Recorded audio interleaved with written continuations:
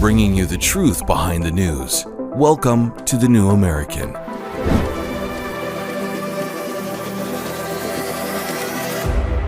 Welcome, everyone. I'm Paul Dregu. We're glad you can join us. Here at The New American, we take the most important news stories, we strip off the propaganda, and we bring you the truth. And that makes us one of the most censored and attacked publications in America. So if you enjoy the show, please share these episodes with others. Now, the global conspiracy for a one-world government is the most diabolical and anti-human scheme that we've ever faced. It's been generations in the works, and the people behind it are very powerful. Stopping the globalist agenda is the reason this magazine and our parent company, the John Birch Society, exists. If the globalists are successful, whatever segment of the global population aren't killed off will be enslaved, plunging humanity into the darkest period in history. There will be nowhere to hide. The American deep state and its global counterpart, which we've referred to as the insiders, have been the culprits behind this evil agenda. The deep state stole the 2020 general election to preserve its power and deny that of the people. Our government has for decades carried out covert operations to undermine elections in other countries as well. Our government funded gain-of-function research that was responsible for the creation of COVID-19.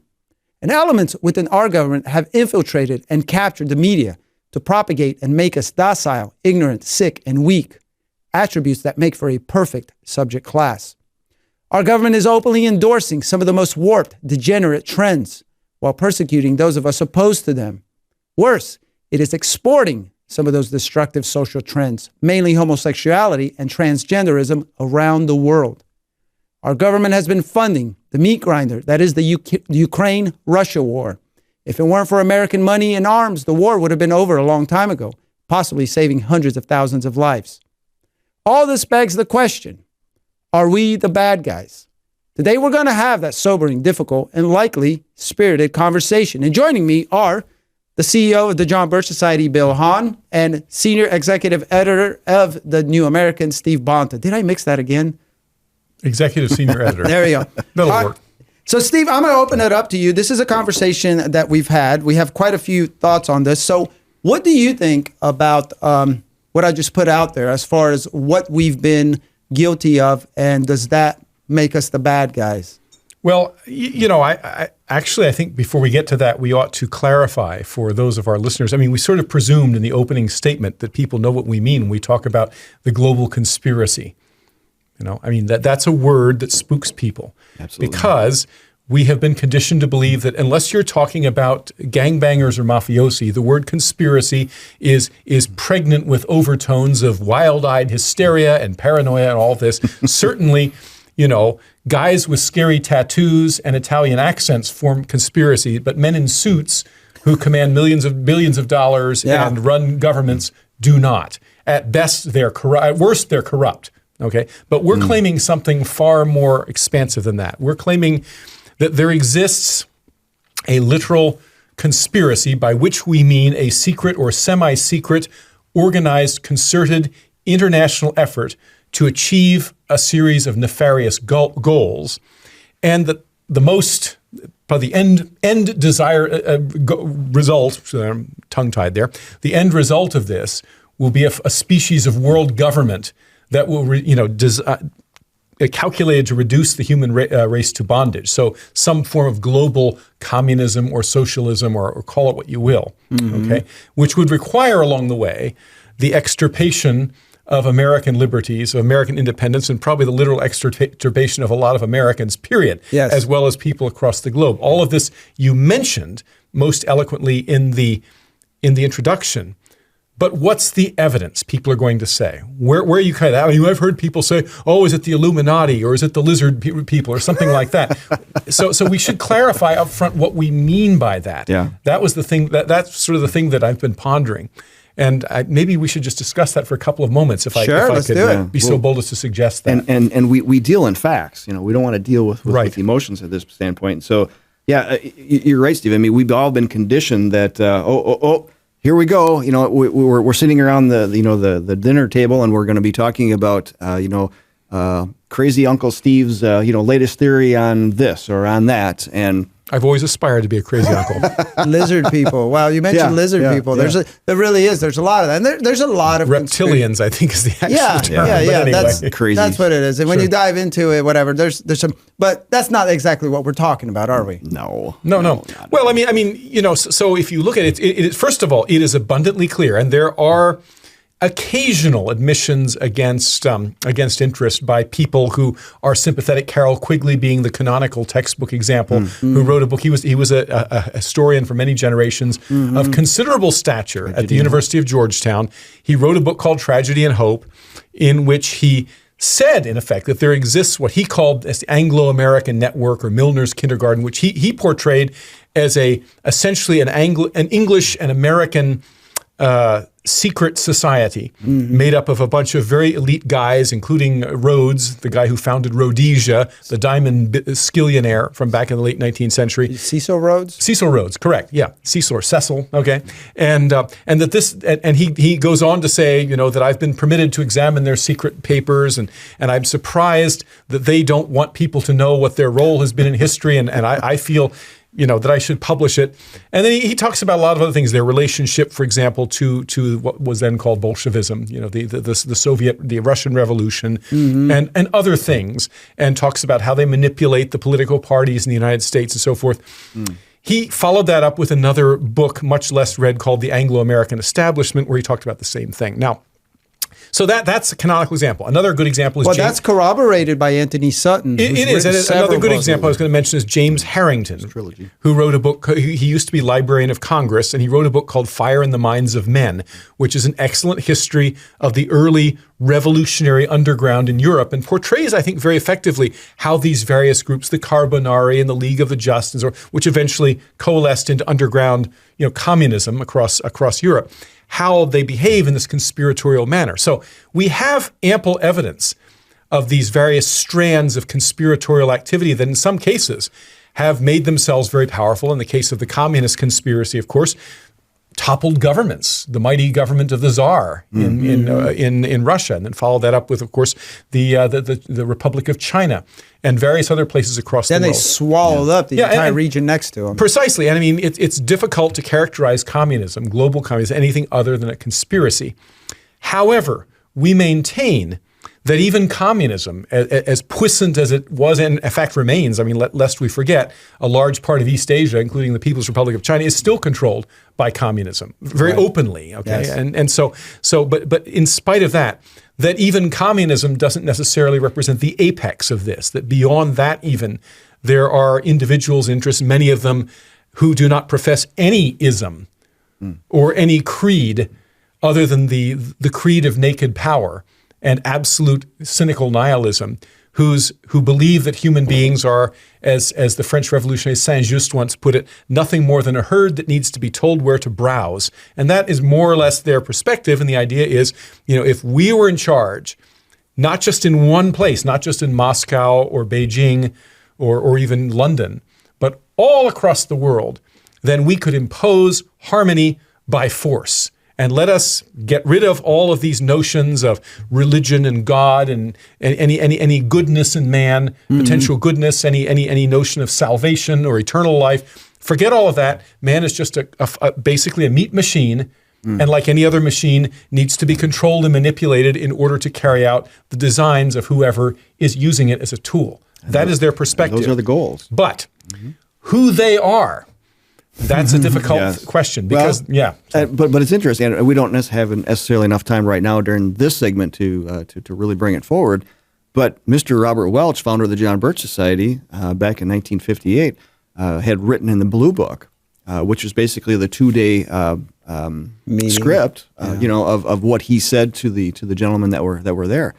And I mean that presents the overall conspiracy to how he understood it at that point. Now it evolved since then. The more that he got into it, the more he learned about it. But perhaps maybe in the next segment we can go into just who the we are and who those folks are. He discusses that rather at length, using some general terms. But it's rather eye opening when you listen to it. Well, yeah, we need to discuss who we are, and we need to see what overlap there is with we and the conspiracy, because there is overlap.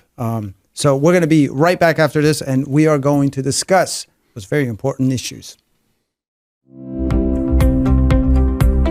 All right, parents, listen up. We've all seen the countless examples of how radical leftists have been destroying American schools. It's no longer just about the terrible math and reading levels. Now, radical left teachers birthed from liberal universities are forcing gender indoctrination in kindergarten. They're teaching lessons on white guilt. Freedom Project Academy has perfected live online learning over the course of a decade. I get a ton of great feedback about this program, a ton.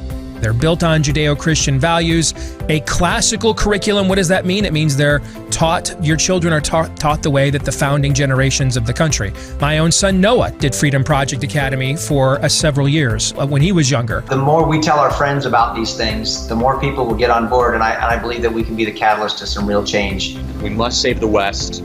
Our way of life and our culture is under attack, and because of patriots like you and your project, I have optimism for the future.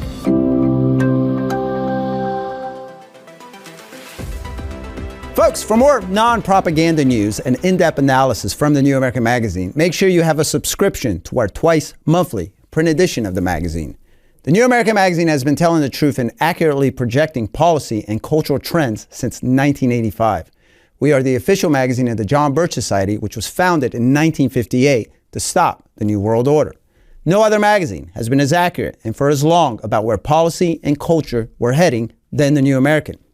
You get a subscription online at thenewamerican.com. Just hit the magazine tab on top and then hit subscribe on the drop-down. If you prefer, you can call for a subscription. 1-800-727-8783, Monday through Friday from 8 to 5 Central Time. That's 800-727-8783. In the 20th century, modern man is simply being played for a sucker by an immoral gang of sophisticated criminals. These cunning megalomaniacs seek to make themselves the absolute rulers of a human race of enslaved robots in which every civilized trait has been destroyed. Their power rests entirely on bluff, pretense, and deception. Both their success and their purposes are contrary to the whole current of human history. They are sitting precariously on the gigantic powder keg of all honest human emotions. Despite their arrogant assurance on the contemporary scene, they themselves are well aware that sooner or later the whole framework of their cruel power will be blown to pieces by a mighty uprising of the incalculable forces of man's moral principles, love for freedom, and common sense. How soon that day of delivery may come will depend on you. All right, so that was Robert Welch. He is the founder of the John Birch Society, and he's talking about this conspiracy, this sophisticated gangsters, I think he calls them. Yeah, the megalomaniacs. Yes. So we need to continue defining here. We need to make that connection of we. Yes. So you ask, are we the bad guys? Right. And it's like, okay, so who are we talking about? When we think of we think of, okay, so United States of America, right? And suddenly then, well, that means a lot of emotion to a lot of different people. Yeah. And so really, who are the bad guys here? And of course, the whole movement that Mr. Welch was discussing there has gone outside of the realm of what the founding fathers had set up, right? Yeah. They are trying to set up much like what they have deemed the New World Order, as you mentioned in your intro. And so the whole international rules-based order that we have now, that's post World War II, war was used as a reason to basically pull folks together through international organizations, and then of course through regional governments that are all trying to find ways to pull folks together even more so through governments, through agreements, through trade, through war, through crises. All of these things are used to help pull together the end goal, which is again the New World Order. But what does that look like? It's basically world government over all governments. But as Mr. Welch made this distinction between the conspiracy and us. You know, he's talking about what humanity will wake up and we're going to blow this whole thing, the whole scheme to pieces and whatnot. But in my introduction, I obviously conflate the two in some way because, and I think that's what we need to discuss, because there are elements, and I don't think anyone here would deny, within the U.S. government, funded by U.S. tax dollars, and possibly made possible because there hasn't been enough resistance, because in some way or another, indirectly or directly, it's been allowed to flourish. It's been allowed to continue causing carnage around the world. What do you think of that, Steve? Well, I think that, ironically, today, although we still don't know a lot of the details about who they are, we know more than was the case in Robert Welch's day, and he in turn knew more by far than someone living 100 years before him. Very true. And we know that this is in large measure because of the proliferation of modern, media, including the internet that we're using for this very program, okay, that have allowed this unprecedented spread of information and made it very hard for these people to hide what they're trying to do. If you compare this, for example, with Roman history and see how easy it was for a Catiline or somebody like this to form a conspiracy to overthrow the Roman government, which was only exposed very fortuitously by Cicero because of an informant and so forth. But these sorts of things flourish where there's no information. So my point is, how come now, in spite of this much, much greater level of understanding, we're closer to it? They have more power than ever. Right. And here's the answer. Oh. The answer is that I think there's more general understanding among a certain group of people, but among Americans taken in the aggregate, there is less understanding than ever before of basic principles of freedom, which we also traffic in here at this show and with the New American and the John Birch Society. Why principles? Well, because frankly, not all of us have the time to read a book like Tragedy and Hope and learn the names of all this, these details and things like this. The reason that America was so impervious, relatively impervious to this kind of thing in the past, and went for so long without, for example, countenancing membership in any kind of globalist organization, without countenancing the now almost fully enacted agenda of the radical left, which is not new. It's been around for a long time. I mean, there were people way back 200 years ago in the United States, most of them socialists, who were advocating moral license, who were advocating homosexual marriage, all this stuff. These are not new ideas.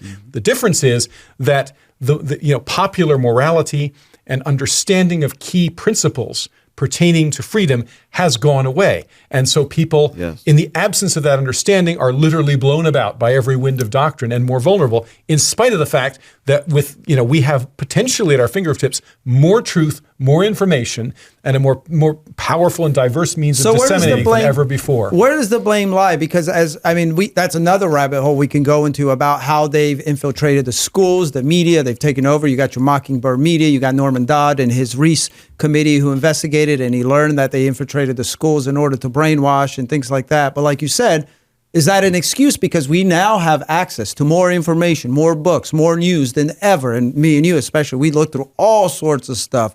So do the American people bear any responsibility? I'll ask you first. Well, yeah, I'd like to go back to what Steve was talking about too, in regards to the principles. And de Tocqueville actually, discussed this in his book. I forget the name of the Democracy title. in America. Democracy in America. Thank you. That was very hard to find somebody on the streets of America that didn't understand, what the Republic was about, the limitations of government, under the Constitution for the United States, and and this is coming from a French philosopher that is there to study. Well, what's the, what makes the Republic the Republic? Yeah. Why does it work? Why? Yeah. So what you're asking is. Why would people even know today why those things are wrong or bad? Because they don't necessarily have anything to compare it to, in regards to public education, civics are not taught in the schools by today, design. Right? By design, absolutely. Right. So that's been a takeover, and so every type of institution in America that you can think of. that has contributed to educating folks on the principles of the republic has been subverted. Yes. Okay. And whose fault is that, though? Eternal vigilance? Was it this episode? Eternal vigilance. There you go. Yeah. What do you think? Well, I think I was just running through my mind a sort of analogy. If you get fat and out of shape, whose fault is it? Okay. Yeah, it's the TV, Steve. Right. Well, okay, but here's the point. McDonald's. We have become intellectually, spiritually, and morally flabby because a large portion of our society has succumbed to the siren song of unlimited leisure and perpetual adolescence. Yes. Okay. And the churches too had a lot to do with that. But ultimately, those are choices that we're making. Absolutely, it is. Okay. Yep. So those are influences. This is the problem. But a republic, a well-functioning republic, is like a trained, in-shape athlete. Yeah. You have to make a hard effort to make it work. And it's up to the electorate to follow through. We need to continue this right after we get back. Remember when the only uncertainty in news was the weather forecast? Now, our world is clouded by half-truths, misdirection, and gaslighting. The deluge of lies from leftist activists posing as journalists is unrelenting. At The New American, we hold fast to the timeless truths of our founders. Sanctuary in the storm. Visit thenewamerican.com today and get 25% off your subscription. The New American has just released our latest bookazine, a collection of articles on self-reliance. It's called Self-Reliance, Foundation of Freedom. Without individual responsibility and without the ability to take care of ourselves without government help, we cannot be free.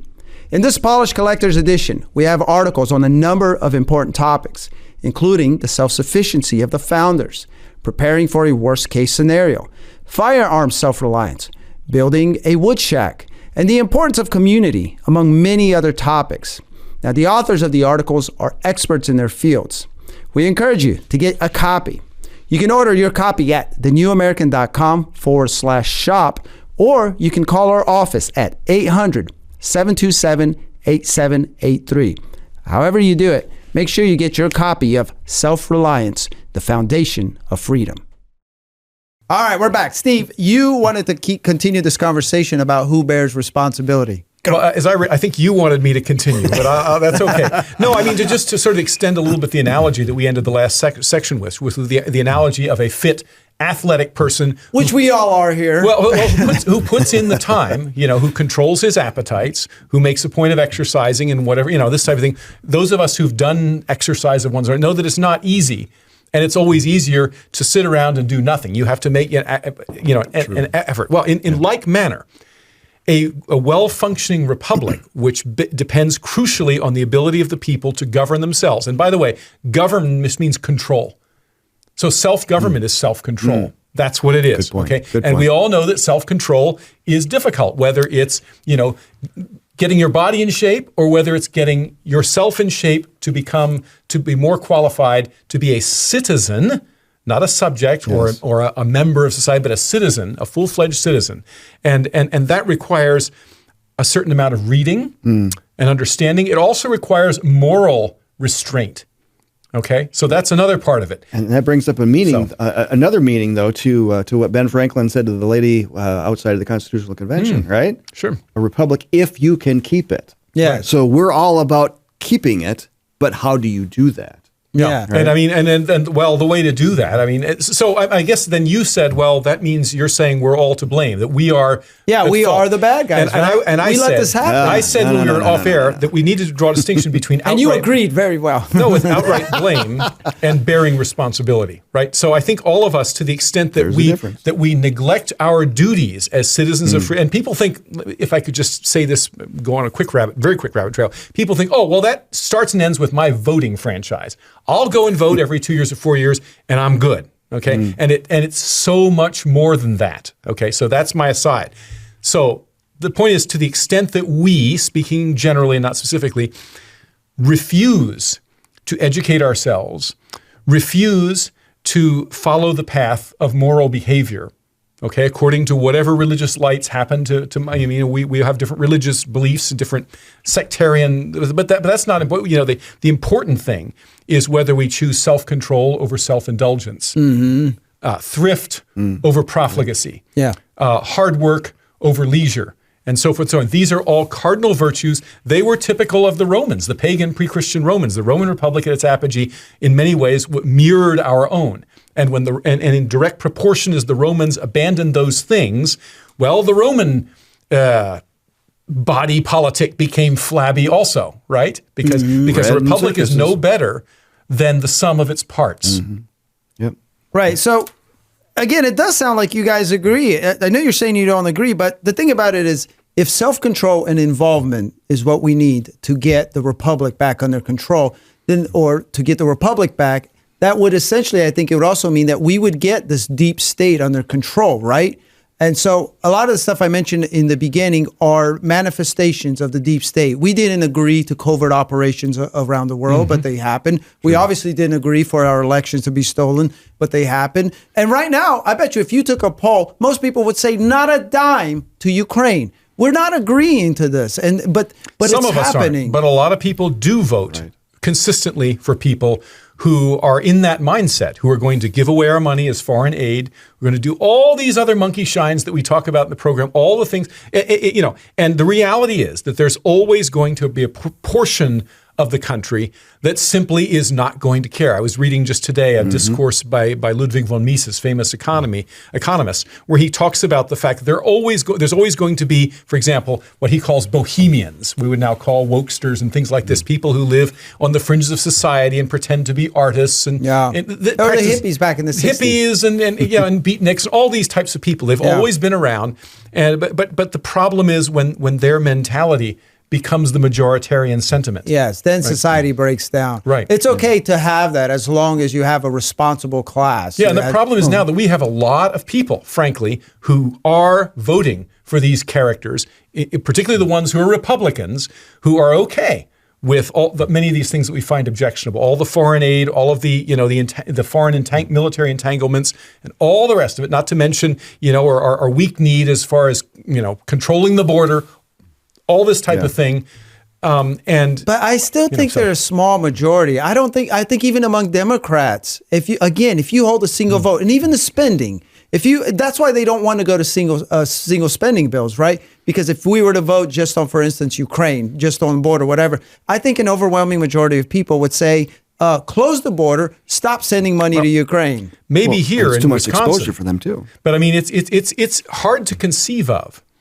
But most people who live now in the state of California, I'm not talking about the salt of the earth ranchers, in San Joaquin Valley, but the bulk of the population that actually lives in that state believes things that are totally at variance to everything we talk about that we believe in, and there's a lot of them. There are.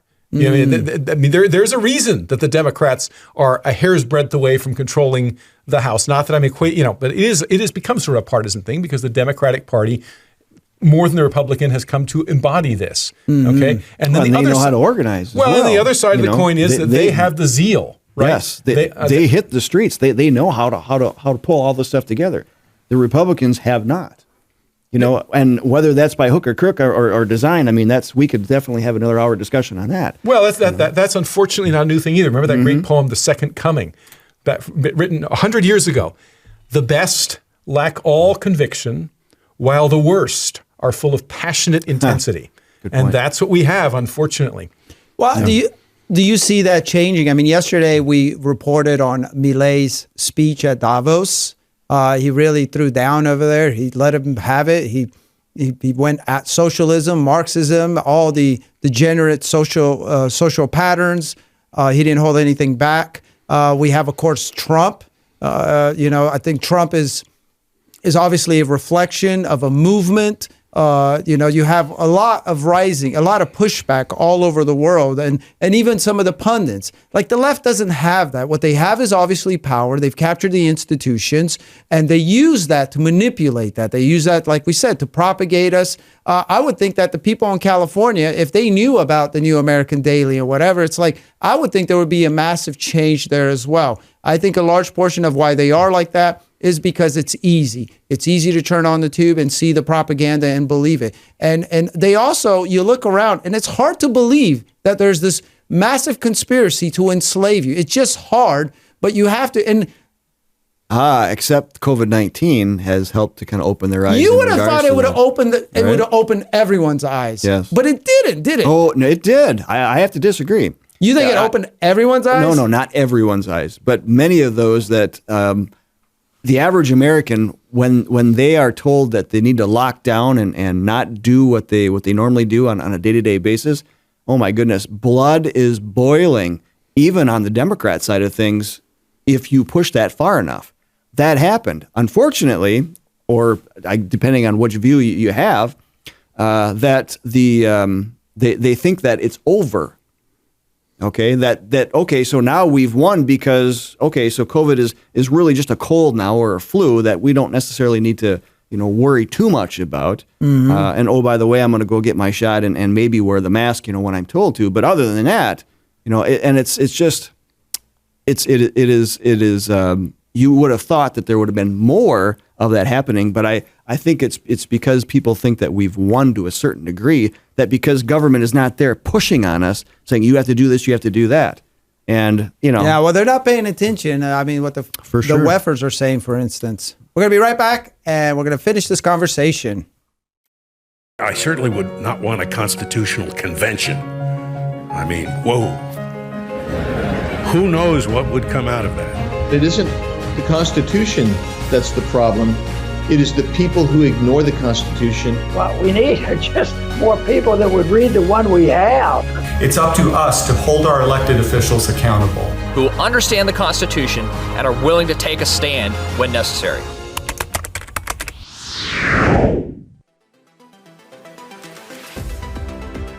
And we're back.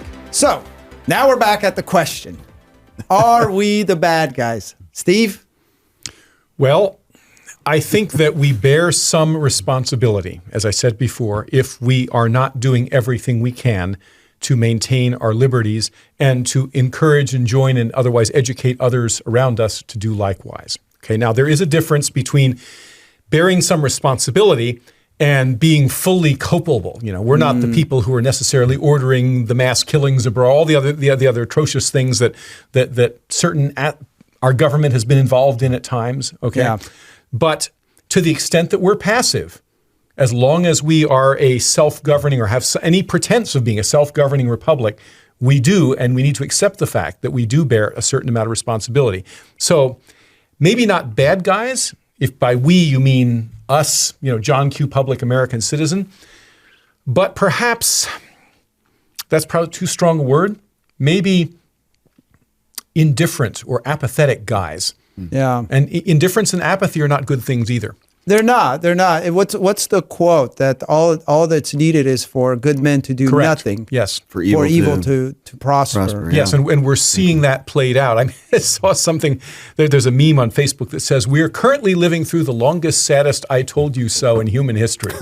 And you can interpret that how you want, but that's what we're seeing. So, so I guess what I'm saying is that what we said in the earlier segment was that these conspiratorial influences, these would-be malefactors with their dystopian schemes, they don't come about and flourish in a vacuum. There have always been people who have their little secret conclaves and they scheme about, new world orders and wouldn't the world be a better place? I mean, bohemian neighborhoods have always been, hotbeds for this kind of thing. People who are, so to speak, on the edges of society always assume that what they need to do for them to prosper and be in power is to remake society in a radical way. So these ideas are not new, but when they take root, it's because, because no one stood in the way. Because no one stood in the way. And I think, part of the problem too, and I hate to say this because I'm sure a lot of people would disagree with this, is that we're too nice. We have that. This is part and parcel of having a modern culture of convenience and leisure, is that inevitably this idea that conflict is bad and that being nice and being accommodationist is always the Christian way to go.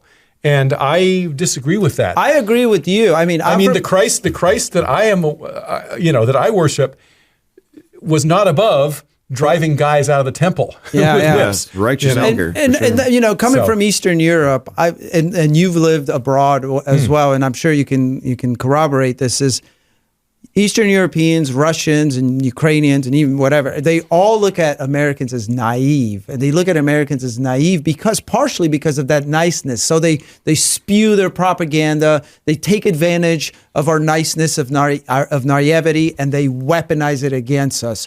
Bill, what is your take? Are we the bad guys? Well, again, we defined it, who we is basically from that standpoint, and I agree to a certain degree with Steve that each of us owe a certain have a certain amount of responsibility. Particularly, I'm struck by just a personal example, and this is I'm now in my 17th year with the John Birch Society. When I first started, I've never heard of the John Birch Society, and I went through a process of educating myself on all the things that are wrong, the things that are part of this conspiracy, the principles of America's founding, and I was told that once you understand that and you learn that, you have a responsibility to go tell others and to make sure that they understand what you do and that they see those threats. Not just to America as a whole, but to the Constitution, to the founding principles, and so on and so forth. We need to basically man up, take that responsibility, and engage in the solutions. If not, we allow the other side to control the narrative, right, which is what has happened. Mm-hmm. We need people to stand on principle. Yes. And again, I mean, Steve's right when it comes to the culture of being too nice and whatnot. There's a time when we need to say, no way are we going to compromise. Yeah. No compromising on principles whatsoever. Yeah. It's possible to be bold without being uncouth. Mm-hmm. Good point. I agree. Good point. One of the things that makes me mad, I suppose, is like I was the comms director here for a while, and so I got to learn quite a bit about the John Birch Society. I've seen so many Robert Welch speeches, including the one we play there. I cut that some time back for one of my presentations, and I just think about it. It's like if people would have listened to the John Birch Society starting in the 60s when Robert Welch started, obviously in 1958, that's when he launched it. By 1959, chapters were spreading everywhere and whatnot. But obviously we know there was a massive attack. I mean, the media stuff that we're seeing, the lies, the propaganda, the smearing, the John Birch Society experienced that in the early 60s. And it was quite an attack. And after that, I'm not saying but I think a large portion of people then began to believe the propaganda about the John Birch Society that we're a bunch of kooks and whacks and whatever. And I think that's partially to blame because if people would have listened to us, we may not be here. Steve, you wanted to jump in on something. I saw that. No, I didn't. I was actually scratching my face. Okay. But you're saying that. I mean, it bears mentioning that when the John Birch Society was first set up at the end of the 1950s and thereafter for a number of years in the 1960s, because the Overton window had not yet shifted so far to the left as it has today. We were outliers. Well, we weren't so much back then. I mean, their message of, we need to expose the conspiracy and in particular the communist conspiracy. And that was well known back all then. These types of things. Sure, we attracted hundreds of thousands of members and fellow travelers. Yes. And as a result, in other words, we were very conspicuous in the 60s. There were popular songs made. I think Pete Seeger sang a song about, making Bob Dylan, my boy did too. Yeah. So Bob Dylan, I mean, we were right. part and parcel of